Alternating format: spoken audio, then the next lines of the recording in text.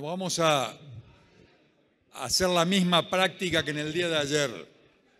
Bien, primera pregunta entonces era recordar qué me impactó, con qué me voy de lo que escuché ahora. Una sola palabra, ¿sí? Una sola palabra y con eso vamos a hacer la nube. Ustedes tienen, podemos poner en la pantalla, van a responder esto en forma individual desde el celular y el código nos lo han facilitado.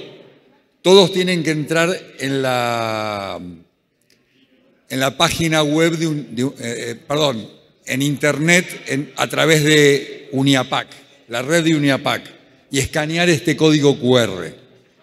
Lo pueden escanear desde cualquier lugar, desde lejos, porque funciona. Ingresen ese código que está allí, 9982-1951. Y ahí respondo la primera pregunta. ¿Qué me impactó en este segundo panel, que es el primero del día de hoy? Luego de eso, trabajamos en forma colectiva y en la mesa vamos a estar hablando de la segunda pregunta. ¿Qué es lo que me llevo? ¿Qué voy a hacer concreto en mi lugar, en mi ámbito de trabajo, donde yo actúo? ¿Cómo voy a influir con todo esto que hemos hablado? Y esas ideas que ustedes van a recabar en cada mesa, pedimos que una sola sea la que suban a esta plataforma. Y es la que vamos a compartir nuevamente con nuestro panel. Así que, adelante, gracias.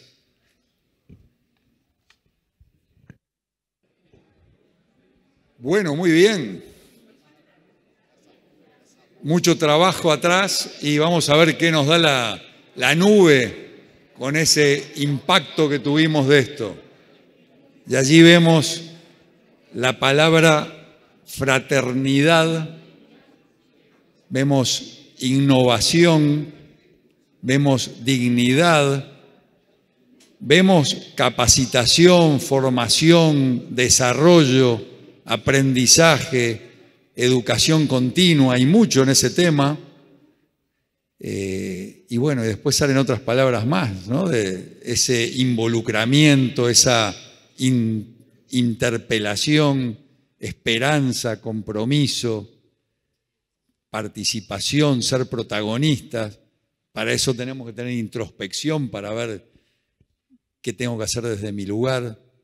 Salió mucha cosa, ¿no? ¿Qué queremos comentar, Antônio, sobre esto que estamos viendo? Bem, mais uma vez, bom dia. Cumprimento a todos pelo trabalho que percebo por todas as palavras ali colocadas, a sua riqueza. E o que se nota em uma primeira visão panorâmica das expressões é que em todas elas há a presença daquilo que foi dito aqui por todos, que é o elemento humano, a pessoa. Porque inovação, dignidade, fraternidade, pessoas, formação, educação. E quanto a isso, não há dúvida, porque este é o cerne de todo o esforço que as senhoras e os senhores do setor privado têm em relação ao trabalho digno, que é a valorização das pessoas, das suas capacidades e o que farão no seu retorno dentro dessas ideias fundamentais. E me permito acrescer, meu caro Guilherme, então somente que, cogitando com meus botões, como se diz no Brasil, percebo que cada vez mais algo que na minha longa trajetória no serviço público, como eu disse, não sou da área privada, mas do setor público, sempre percebi como algo que fez e faz a diferença, que é o exemplo da boa liderança, o exemplo do compromisso com as pessoas, do seu olhar, no trato ameno, cordial, liano, acolhedor, respeitoso, de estímulo a todos sem olhar distinções. Claro, chamando a atenção onde for devido, mas reconhecendo e estimulando aqueles que se valorizam e que se destacam. Acredito de maneira muito forte que é exatamente esse exemplo do líder que é um fator diferencial para inspirar inclusive no setor privado, ou especialmente no setor privado, que os empregados, os colaboradores possam se sentir acolhidos na empresa. E essa ideia está colocada em todos eles, porque o que não é fraternidade do que essa ideia de irmandade? Da mesma forma, nossa Karina, especializada em tecnologia, quando se fala em inovação, a inovação depende da tecnologia, dos instrumentos, dos computadores, das máquinas, mas sem a mente humana não existe. Então, nós devemos dar espaço para essa inovação e a criatividade ocorram. E ela só vai ocorrer em um ambiente amigável, em um ambiente propício e fecundo para que, de fato, se desdobrem. Então, me parece que todas essas ideias, estou vendo aqui agora pela primeira vez, de maneira mais organizada, são muito positivas. Mas, se me permitem, volto a dizer, algo que colho da minha experiência de 40 anos no setor público brasileiro e que também, acredito, se desdobra no setor privado, é a importância do exemplo do líder, que não adianta a capacidade intelectual, não adianta a capacidade gerencial, se não houver cordialidade, se não houver uma forma humana no trato com as pessoas. Isso é o que é o mais importante, respeito. Então, na raiz do trabalho digno dessas ideias está respeito, e percebo que essa compreensão certamente ocorre e graça entre todas as senhoras e os senhores.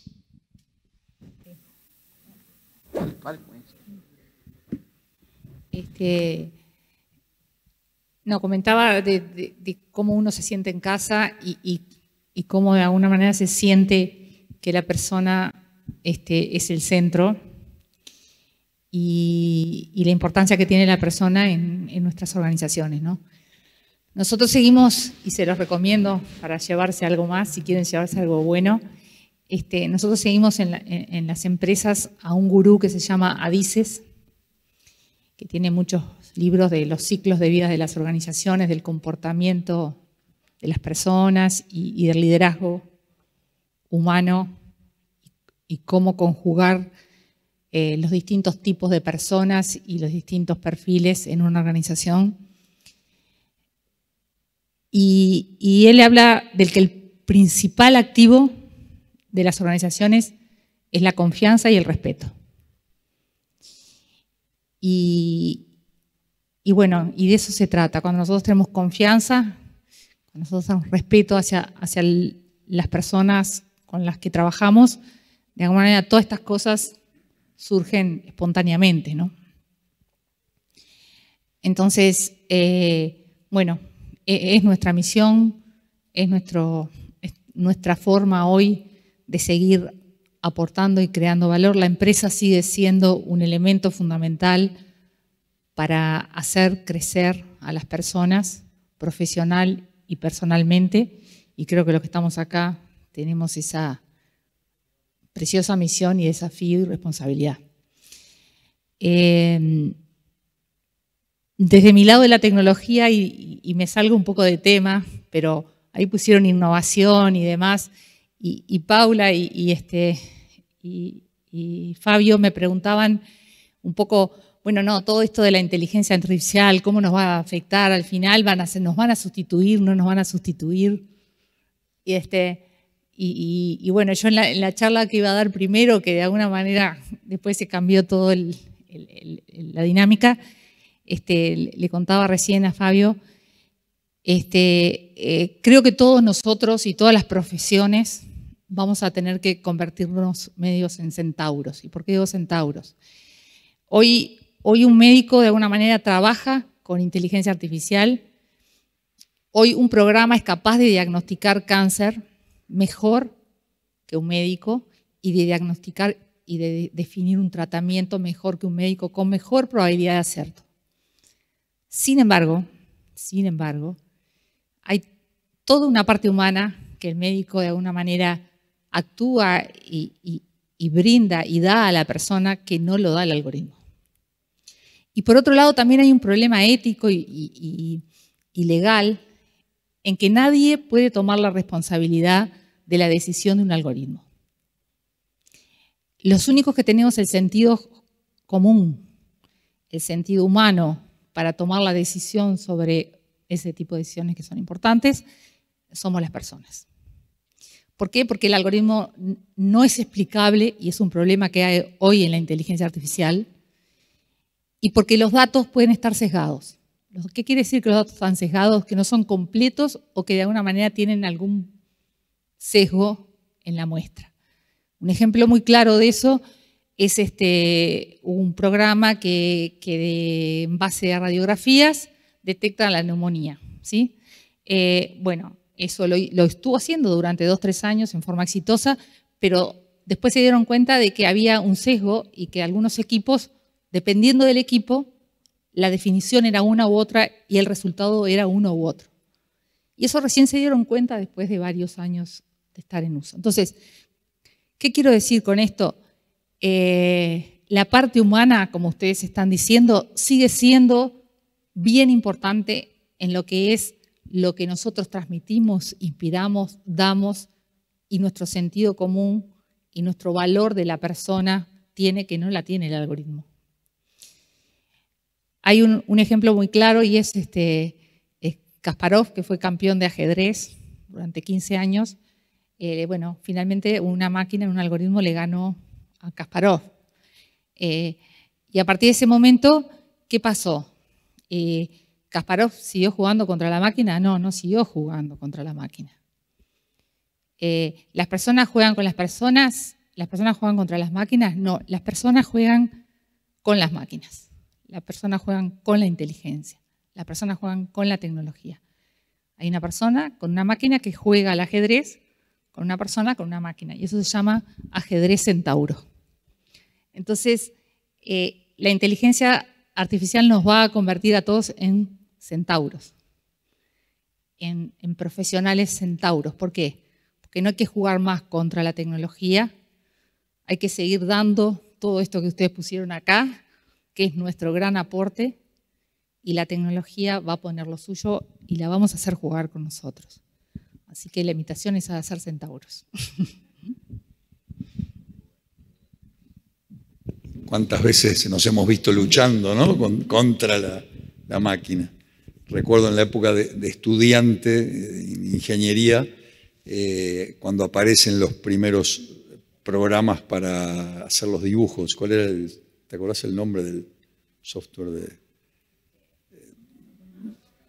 AutoCAD? No sé, está tan lejos. Y recuerdo mucha gente, ¿quiénes eran los que más luchaban? Los que mejor dibujaban. El que dibujaba mal encontraba una solución en eso. El que dibujaba muy bien veía un rival y quería ganarle y decía, no, esto nunca nos va a sustituir. Y es como dice Karina, no nos va a sustituir, nos va a ayudar. Es una herramienta. Entonces es un instrumento más que podemos utilizar. Entonces no es inteligencia artificial o personas. ¿Cuál es la que...? No, es inteligencia artificial colaborando con las personas para que logremos algo mejor para todos. Así que muy bueno. Por otro lado, hablabas de esta confianza de nuevo y respeto que decía el autor que tú mencionabas sobre algo valioso para tratar en las organizaciones. A mí me gusta mucho muchos aportes que hace Francis Fukuyama, y él habla de que el capital social, y lo define como la capacidad de los seres humanos, y muchas veces con esas tensiones que tenemos, pero la capacidad de construir valor.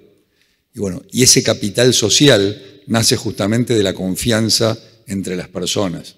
Y vaya si será importante entonces cultivar esa confianza para desarrollar capital social que, según lo que él dice y lo ha medido, es el elemento que nos lleva a la prosperidad de las naciones. Entonces, creo que estamos en ese camino. Por ahí estoy leyendo una palabra que debería ser el doble de grande, porque se ve que está escrita una vez con tilde y otra no, que es empatía. Entonces esto nos lleva a pensar que, bueno, tenemos que de algún modo ponernos en el lugar del otro, entender necesidades de los otros y ver cómo siguen. Paulo los invitó a todos a que nos traigan preguntas. el que tenga alguna pregunta, la anota para este panel. Por favor, levanta la mano y alguien la va a pasar a buscar. Yo aquí tengo dos preguntas. A ver, viene dirigida a Karina, pero creo que es para los dos. ¿Qué opinas sobre la renta básica universal como mecanismo para que los gobiernos atiendan el problema de desempleo que traerá la tecnología? Parte de una premisa ya.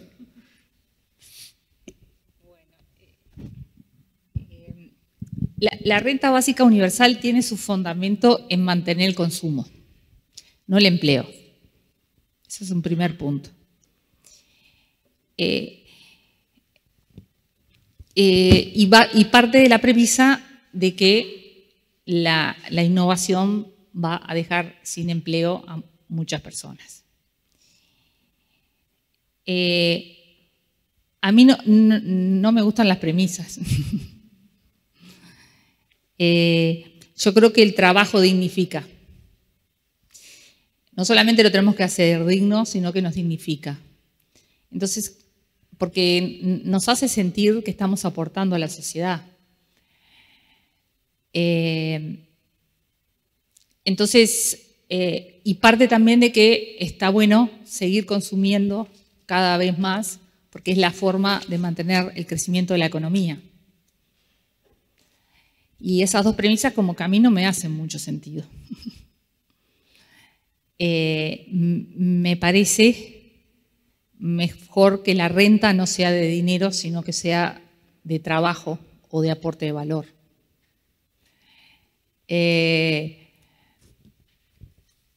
Soluciona, sí, problemas en el papel, en la planilla Excel, donde cuando de alguna manera nosotros miramos algunos indicadores económicos y de alguna manera el consumo sube y entonces aseguro determinado nivel de vida o trabajo a algunas organizaciones y eso parece ser bueno, pero si vamos un poquito más a fondo tiene dos premisas de que esas personas cómo se van a sentir dignas y que esas personas se sientan dentro de un sistema de consumismo tampoco me hace mucho sentido.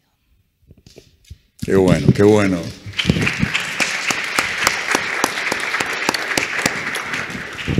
Este é um tema muito delicado. O ideal era que nós não tivéssemos necessidade de uma política pública de renda mínima, evidentemente. Só que esta não é a nossa realidade.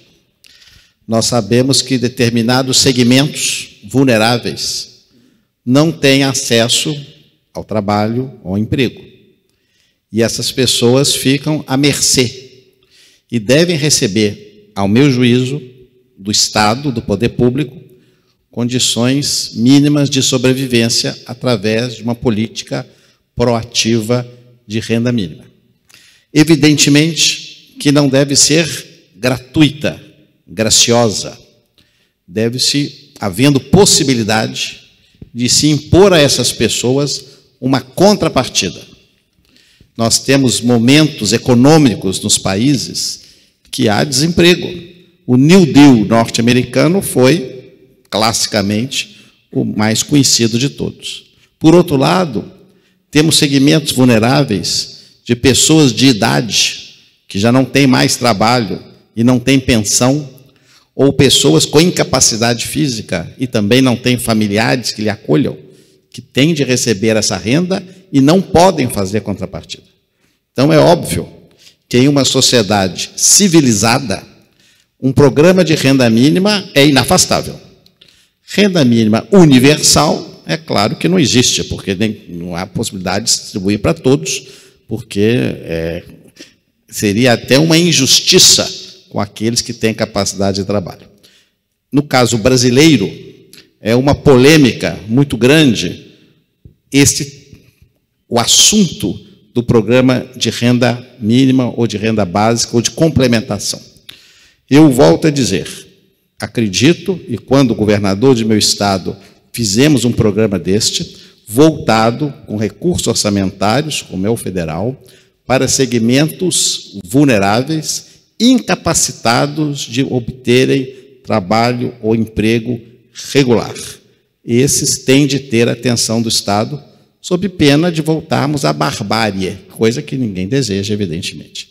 Agora, o importante é impormos formas de contrapartida e também a famosa, entre aspas, porta de saída, para que a pessoa tenha condições, com qualificação e com a melhoria do ambiente econômico, voltar a trabalhar.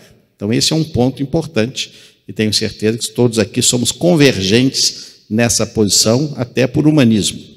Mas não é possível imaginar, de fato, um estímulo ao consumo, tão somente, como lembrava a Karina, e graciosa e gratuitamente fornecido pelo Estado. Isso não tem cabimento. Mas um programa necessário à sobrevivência de desvalidos que não tenham condições de sobrevivência, isso é muito importante dentro de uma sociedade civilizada e dentro do Estado que tenha um padrão de comportamento. Então, acho que é um ponto que devemos discutir. Matéria de política pública, matéria orçamentária, debatida pelo povo através de seus representantes no Congresso. Agora, se me permite, Guilherme, gostando de fazer uma polêmica, como todo político, eu observei no quadro que a palavra culpa, veja que eu gosto de culpa, sou um pouco psiquiatra, está maior do que responsabilidade. Isso me espanta um pouco, até porque, se a culpa ela é geral, como nós já percebemos, nós devemos olvidá-la, devemos esquecê-la e afastá-la. E devemos lutar por quê? Pela responsabilidade para termos trabalho digno. Responsabilidade empresarial, individual e pública. Então, a responsabilidade devia estar um pouquinho mais engrandecida. E a culpa podia ser bem pequena, porque não adianta discutirmos culpa. Esqueçamos a culpa. Vamos trabalhar na responsabilidade coletiva, que me parece que teríamos um efeito bem melhor. Bien, muchas gracias. Acá decimos la culpa es como la suegra que nadie la quiere. Yo a mi suegra la adoro por las dudas, pero creo que el concepto de culpa lo hemos acuñado acá como eso, hacer responsable a los otros. Y acá es hacernos responsables a nosotros mismos. Bueno, veo muchas coincidencias. Nosotros en UNIAPAC hablamos mucho del término de subsidiariedad. O sea, no es digno que una persona viva permanentemente colgado de la limosna de otros. Escuchamos muchas veces gente que está reclamando, denme esto, denme el otro, y por eso fue muy lindo ver a Yelén agradecida, pero después diciendo, bueno, ¿qué es todo lo que yo puedo volcar ahora, no? Recibiste esto y lo que tú decías, que reciban porque tienen que salir, pero después que salieron ahora, ¿qué doy? ¿Qué devuelvo? Y ahí me siento digno cuando hago aportes. Muy bien. Tenemos otra pregunta que habla sobre si es viable el concepto de que más gente trabaje menos horas al día para que el trabajo se distribuya mejor en la población. Y eso no sé si quien escribió esta pregunta es de Uruguay o nos viene visitando de otro lugar, porque acá en Uruguay en estos días, de la Argentina, que en Uruguay en estos días se está hablando bastante de si ya cambiamos el paradigma de que se puede trabajar desde fuera de la oficina. Y ahora estamos viendo si es viable el paradigma de si podemos trabajar 4 días en vez de 5. Cambiamos hace algunas décadas el paradigma de que no es necesario trabajar de sol a sol y la hora se fue reduciendo. Así que bueno, Karina. Justo las dos preguntas que hicieron es de alguna manera los dos temas que se abordan cuando se habla de tecnología en el trabajo. Uno es, bueno, si vamos a tener tantas cosas automatizadas, uno es el tema de la renta universal y el otro tema es bajar las horas de trabajo. Lo que es muy claro es que la automatización con toda la tecnología, inteligencia artificial, IoT y todas las que se le suben, va a requerir trabajo más calificado. Y no se sabe, porque además estuve buscando, pero no encontré, qué porcentaje del trabajo es calificado, qué porcentaje es automatizable. Pero esto sí es una posibilidad, que trabajemos menos horas, porque si supongamos que no sé los porcentajes, el 60% del trabajo hoy es automatizable, se van a generar otros muchos, mejor valorados, más calificados. Nosotros vamos a ser protagonistas en generar esos trabajos más calificados, que es para lo que estamos acá. Y de alguna manera eso va a generar igual o más valor a la sociedad. Y bueno, sería bueno, capaz, dedicar más tiempo a otras cosas que también son importantes y que todos nosotros conocemos, que tienen que ver con cosas más para adentro que para afuera. Y sería interesante tener ese tiempo para eso. De hecho, yo no sé las cifras, pero sí sé que, por ejemplo, en los últimos años se incrementó más del 300% la industria del ocio. Y entonces quiere decir que hay más gente con más tiempo en esa industria. Entonces, yo creo que eso va a ser una tendencia. Obviamente es solo una intuición, pero bueno, creo que va a ser una tendencia. Y creo que la pandemia, de alguna manera, tiene algunos impulsores de esto también. Así que ojalá sea así, ojalá que sepamos aprovechar mejor ese tiempo libre y podamos utilizarlo en bien nuestro y de los demás. Pero pienso que sí, que es bien viable. Concordo com a senhora Karina, mas acresço que por trás deste tema há um problema mais delicado, qual seja o custo do trabalho, o custo do emprego, melhor dizendo, do emprego formal. É um problema muito grande no Brasil, imagine que outros países da América Latina também o seja, porque o custo do emprego formal inibe exatamente essa possibilidade. No momento que nós conseguimos reduzir os encargos sobre o emprego formal e dermos mais flexibilidade, como falava antes, para que as empresas possam, dentro da sua realidade e da sua necessidade, montar a seu quadro de mão de obra, certamente isso ocorrerá, não só com o avanço tecnológico, mas com até o incremento da produtividade. Mas com os encargos que temos hoje, há uma inibição desse tipo de criatividade.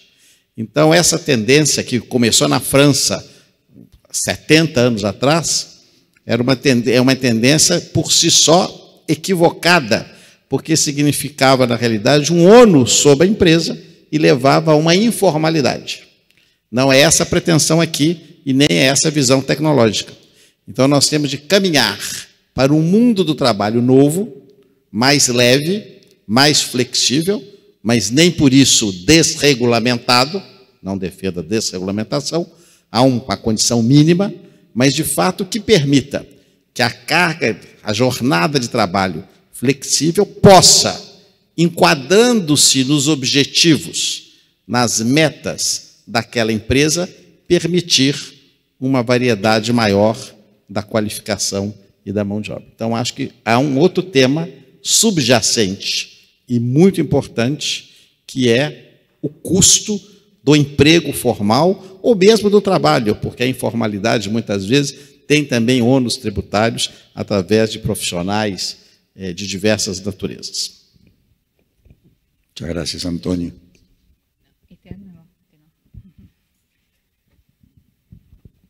Hola. No, incluso una cosa que comentábamos antes, que hoy gran parte y con gran crecimiento se está dando el tema del trabajo autónomo y freelance. Entonces esto lleva a tener más tiempo, porque cada uno se define sus tiempos y cada uno dedica el tiempo que quiere al trabajo, que puede, ¿no? Que quiere y que puede, al trabajo y al ocio, ¿no? Entonces, yo creo que también el trabajo autónomo es uno de los causantes principales de este tiempo que le estamos dedicando al trabajo fuera de la estructura tradicional de las 8 horas. O sea que vamos a gozar de mayor equilibrio, como ya lo introdujiste en el panel, de decir, bueno, no es estudio, trabajo y descanso, sino que es todo junto, ¿no? Y vamos disfrutando un poquito más y teniendo mejor calidad de vida. No sé si tenés algo que quieras, porque venís, pero ya te enganchás ahora en la siguiente parte, que vamos a tener ahora las acciones concretas que estamos proponiendo llevar a casa, y luego en particular tengo una historia que alguien nos va a contar de, bueno, un caso de empleabilidad dentro de las organizaciones en Brasil de personas que salen del sistema carcelario. Así que vamos a ver qué salió aquí en el panel. Hay un montón de datos. No sé si ustedes pueden desde allí acomodarse para leer algo, pero, a ver, vamos a ver, desde contactar con los trabajadores desde lo humano, considerando que con independencia de su función, tenemos un hermano a nuestro lado. Salió por allí que algo de lo que me llevaba era fraternidad. Y bueno, estamos hablando con personas. Escuchamos más temprano, no son recursos, no es un capital, son personas, son hermanos. Promover la grandeza de la empresa y su responsabilidad social sin caer en la dualidad de las tensiones. Las tensiones son buenas, nos llevan son más alternativas que tenemos. Tenemos más oportunidades de hacer cosas y eso es lo que tenemos que valorar. Integrar al equipo de trabajo, integrar la diversidad, ¿sí? Quienes forman los mejores equipos saben que son talentos complementarios, no talentos iguales. Escuchar y actuar y mantener un buen vínculo con mis colaboradores. Gigi hablaba de eso, ¿no? De escuchar. Y las personas, si miramos números, una de las necesidades grandes que tenemos es sentirnos escuchados, sentirnos valorados. Hay 2 preguntas que se hacen, no tengo claro qué es lo que debo hacer. Entonces, ayudarlos a encontrar el norte claro en la empresa. Y segundo, no tengo claro cómo voy. Y son 2 derechos que tiene la persona, ¿no? Y eso los va a hacer responsables. Difundir los principales conceptos vertidos. O sea, yo quiero volver a casa y difundir todo esto que estamos viendo. Y hemos hablado con varios va a ser muy interesante cuando tengamos el informe, el resumen de todo lo que ha surgido y va a seguir surgiendo en la tarde, porque vamos a sacar mucho jugo de todo eso. Mejorar la comunicación de ida y vuelta con los colaboradores para identificar oportunidades de mejora mutua y trabajo con propósito y en equipo. Hace algunas décadas, el empresario lo que pensaba es, yo les tengo que decir a las personas lo que tienen que hacer, porque se espera eso de mí, porque yo soy el jefe, el dueño. Hoy el buen empresario lo que dice es, tiene una idea clara, pero sabe que la responsabilidad final de la toma de decisiones la tiene, pero la toma escuchando todas las voces. Entiendo que lo más importante es entender que cada trabajador es un ser humano igual al dirigente. Me voy a parar porque no veo. Dar a conocer la realización de este congreso, comprometer a los empresarios con las políticas públicas y con formación, buscar jóvenes emprendedores y sumarlos. Esa es una gran tarea, ¿no? Nos ha quedado una capa ahí que no la tenemos, sí que está muy bueno eso. Transformar a estrategia para implementar políticas que favorecen el desarrollo personal, la motivación y la promoción del trabajo digno y midiéndolo por indicadores. Desarrollar en forma continua, no solo técnicamente, también en habilidades y valores a través de las empresas, dignificando a las personas, cuidando la enseñanza que se transmite por las acciones diarias y fomentar comunicaciones. Hay un hilo conductor en todo esto y quizá Alejandro arranca a ver qué podemos comentar sobre todas estas ideas. Gracias, Guillermo. Una disculpa por incorporarme tardíamente. La prensa te requirió, así que fue muy bueno, pues ya estás difundiendo parte de lo que hablamos acá. Ahora que te escuchaba, recordando estas cosas que nos comparte el auditorio, pensaba en estos principios que el Papa Francisco ha postulado en Evangelii Gaudium. Recordarán, uno que sentidamente me parece muy claro con todo esto es aquello de que el tiempo es superior al espacio, ¿no? Y que si eso es así, lo importante es echar a andar procesos en lugar de ocupar espacios. Y eso parece que va a contracorriente con la lógica económica en la que tenemos que buscar resultados, y si cotizamos en bolsa, poco peor, porque tiene que ser cada 3 meses y más te vale generar buenos resultados, porque si no el mercado descuenta y la acción, el valor de la acción disminuye.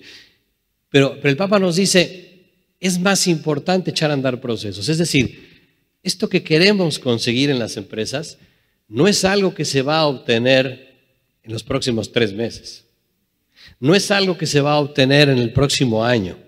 Pero si yo empiezo a hacer una gestión que ponga a la persona en el centro con estas cosas que nos proponen, más pronto que nunca me voy a dar cuenta que la cultura en la empresa empieza a cambiar, que las personas empiezan a encontrar sentido y propósito en lo que hacen, que, como decíamos antes, identifican el bien que da sentido a su acción y entonces se conectan, porque es un bien para todos y es un bien para cada una de ellas. Entonces, yo creo que la gran cosa por hacer es echar a andar procesos, atrevernos a hacer cosas. Ayer nuestro presidente nos decía, el mundo está muy bien diagnosticado, la realidad está perfectamente conocida. El gran reto es que empecemos a hacer cosas distintas, que salgamos de la lógica de la cultura dominante que nos dice la economía es como es y más me vale adaptarme a ella o no voy a sobrevivir. Creo que tenemos que tener fe. Y para los dirigentes católicos de empresa tenemos que entender que la fe implica confianza y no certeza. Y si uno tiene fe y echa a andar estas cosas, porque el ser humano es lo más importante, nos vamos a sorprender. Vamos a empezar a cambiar al mundo una empresa a la vez. Muy bien, muchas gracias.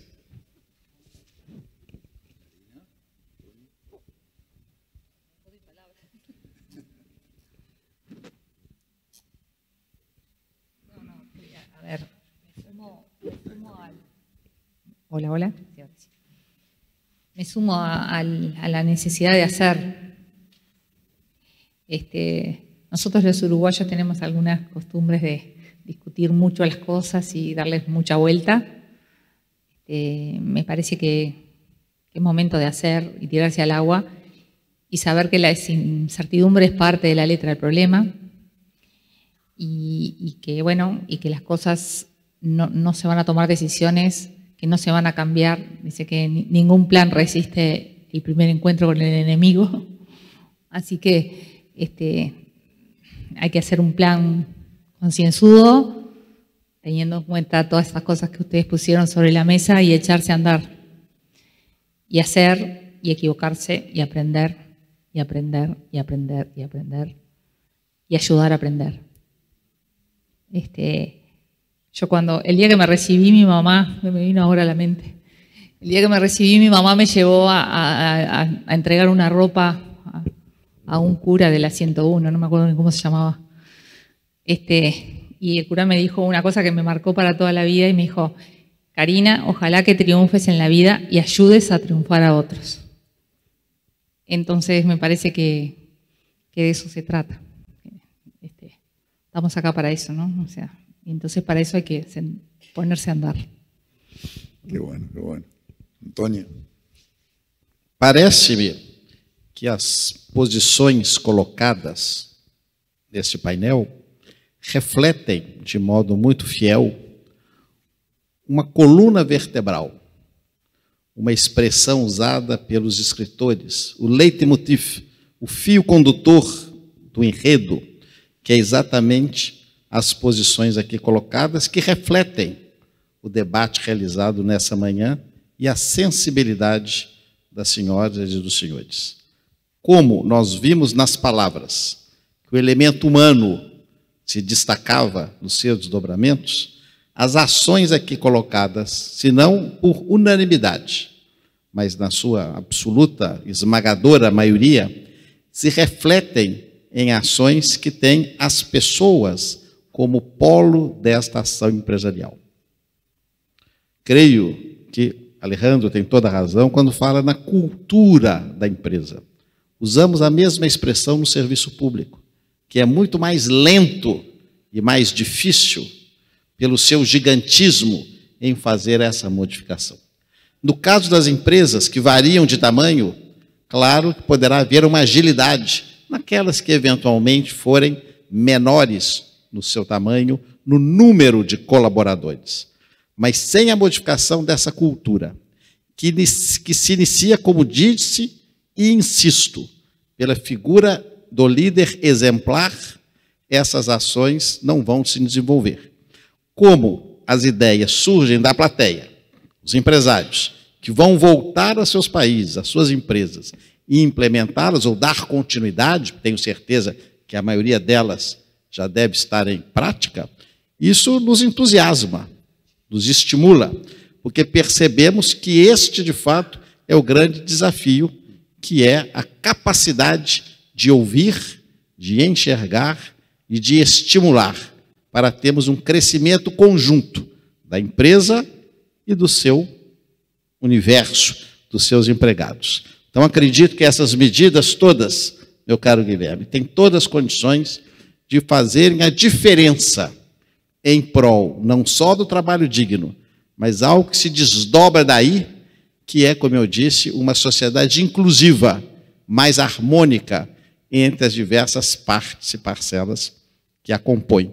Meus parabéns a todos que identificaram ações concretas, objetivas e cujas consequências já são e no futuro ainda serão melhores, ainda que mais lentas, em prol de uma inclusão social, de um trabalho digno e de uma pacificação da nossa sociedade. Ainda que com confrontos, conflitos, como aqui discutimos, próprios da natureza humana, mas com objetivos concretos mais alcançáveis e numa qualidade de vida melhor para todos nós. Qué bueno. Hacer y hacer.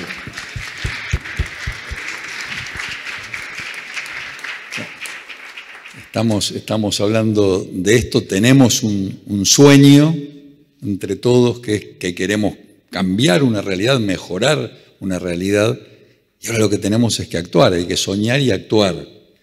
Esto me recuerda a Martin Luther King, que digo, muy reconocido por su I have a dream, ¿no? Tengo un sueño. Pero también él fue el quien dijo que no me preocupa tanto el daño que hacen los malos, sino lo que no hacen los buenos. Y yo creo que acá es este llamado que ustedes nos están haciendo, y no ustedes solos, sino todos nosotros estamos haciendo desde distintos lugares, a actuar, a hacer algo. Y Bruno nos decía ayer, somos 45.000, no somos 150 o 200 que estamos acá, somos 45.000. Entonces, creo que entre todos podemos. Ayer escuchábamos el testimonio de Guillermo, que me encantó, los sábados, eso como no solo él, sino contagió otros más, que haya millones de personas en el Gran Buenos Aires que estén desamparadas de justicia, y que bueno, y que haya personas que estén ayudando y haciendo algo, es bueno. Pero si somos 45.000 que podemos seguir contagiando a más, creo que vamos a llegar bastante más. Vamos a escuchar entonces un testimonio. Lo invito a que venga por acá. Sergio, no sabía quién era. Muy bien, era anónimo.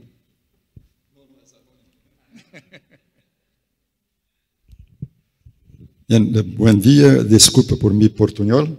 Y voy a rescatar un pasaje que el ministro Anastasia habló de los egresos de los sistemas del cárcel, cómo reingresamos a las personas en la sociedad. Entonces, en Brasil hay un programa que se llama APAC, la Asociación de Protección y Asistencia para los presos condenados, de APAC, que empezó en 72 y que tira a las personas al final de la pena que tienen los cárceles, salen y van a pequeños cárceles para empezar el regreso para la comunidad. Entonces, un trabajo muy interesante. Primeiro desafío es tener los pequeños presidios, porque las comunidades no quieren que los presidios son presos, que muchas veces mataron, robaron, estupraron, y salen al final de su pena, van a estos pequeños cárceles para cumplir la pena y después, primero cerrados, después semi-cerrados, y pueden salir al día y regresar a la noche. Entonces, el primer desafío de la sociedad es tener ciudades, comunidades que quieren tener estos pequeños cárceles cerca de las casas de la ciudad. Después, el trabajo tiene que, todo el trabajo de regreso de las personas para la sociedad, tiene que proveer trabajo para las personas. Entonces, el segundo desafío es cómo encontrar trabajo para las personas. ¿Por qué? Porque las empresas no quieren recibir a los ex-condenados que están cumpliendo sus penas. Entonces, tuvimos una experiencia en Brasil, en nuestra ciudad, en Belo Horizonte, en la región de Belo Horizonte, con las empresas que quieren recibir estas personas. Entonces van al departamento de personas, y llego al manager de personal, falo, quiero que registre a esta persona. No, ¿cómo? Mi trabajo es buscar los mejores. Y esta persona que mató, que robó, no está entre los mejores. Entonces, ¿qué tuvimos que hacer? Fuimos directamente a las obras, las construcciones, hablamos con el ingeniero responsable y solamente él sabía que era una persona condenada. Y claro, tiene el poder y dice, ok, vamos a trabajar con esta persona. Empezamos. Los demás no podrían saber porque los compañeros, si sabían que era una persona condenada, no va a querer trabajar junto con él. Después las familias, porque sí, hay un condenado que está trabajando contigo, va a saber mi enderezo, mi ubicación, y puede venir acá a robar y entrar en nuestra casa. Entonces son varios desafíos, retos que tenemos que cambiar en la sociedad, en nosotros mismos, en las empresas. Un pequeño ejemplo de las barreras culturales que tenemos que suplantar. Y no sé si ustedes saben cuántos prisioneros tenemos en Brasil. Casi 1 millón de prisioneros, 800.000. Y hay, como el ministro sabe probablemente mejor que yo, hay una otra cantidad que la policía está buscando y para tener el juzgamiento, para saber qué va a hacer con esas personas. 800.000. Es un problema muy grave, como una bomba que puede explodir a cualquier momento. Entonces, la cuestión del trabajo, el trabajo digno, pero nosotros con nuestras empresas tenemos que cambiar nuestra cabeza para poder ver cómo recibir a esas personas y rescatar para traer la dignidad para ellos. Gracias.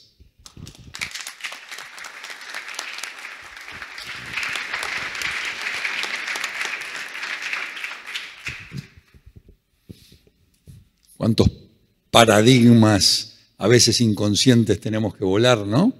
En todos los niveles, desde quien contrata a quienes después están trabajando directamente. Y bueno, y pensando que si no les damos una nueva oportunidad, como el ministro decía, van a tener que volver a delinquir para poder sobrevivir. Entonces es nuevamente responsabilidad nuestra hacer esto.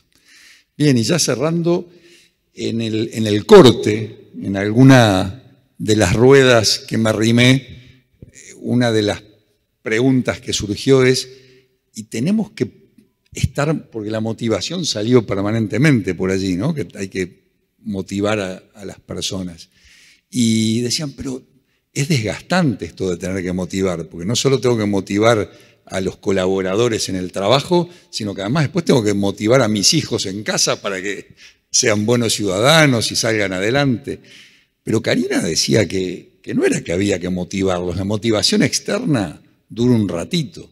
Capaz que la tarea nuestra es ayudarlos a que encuentren la motivación intrínseca, esa que sale de adentro de uno.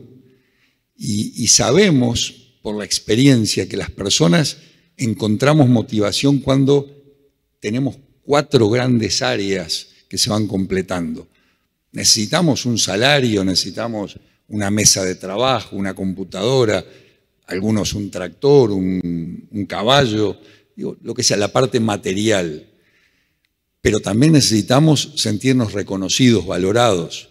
Entonces hay una parte material que tiene que ver con el estómago, el vivir. La otra parte con el corazón, el amar y el sentirse amado, como yo siento que realmente estoy aportando algo. Una tercer componente que es el aprender, y se ha hablado mucho aquí del desarrollo, del aprendizaje, de la formación, capacitación. Entonces tenemos que también saber que no es que arrancamos poniendo este sellito a los 18 años y cuando me jubile voy a seguir haciendo lo mismo, sino que voy a tener desafíos y voy a seguir aprendiendo de forma continua. Y la cuarta es la capacidad de dejar un legado, de dejar una huella. Es esto que a Karina le dijeron en la Ruta 101. Esperemos que tengas éxito y que ayudes a mucha gente a que también lo tenga. Entonces, ¿cuál es la huella que cada uno de nosotros vamos a seguir dejando? O sea, creo que es la pregunta que tenemos que hacernos.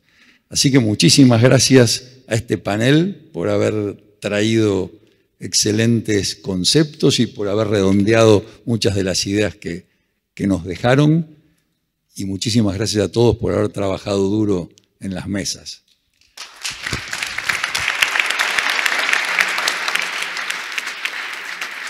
Bien, muchas gracias. Maravilloso, provocador este panel como corresponde. Así que tenemos mucho para dialogar de esto. Muchas gracias de verdad por todo lo que han hecho. Nos vamos ahora a la pausa para el almuerzo. Como ya les decía Paulo, está incluido en la organización para que podamos seguir interactuando. Están a la derecha los salones dispuestos para eso. Y además había una consulta que parece interesante también destacar. No todos aquí son socios de ACTE, quiere decir que los que pretendan también los podemos orientar a la salida de este salón. Nos vemos en aproximadamente 1 hora. ¿Está bien? Muchas gracias.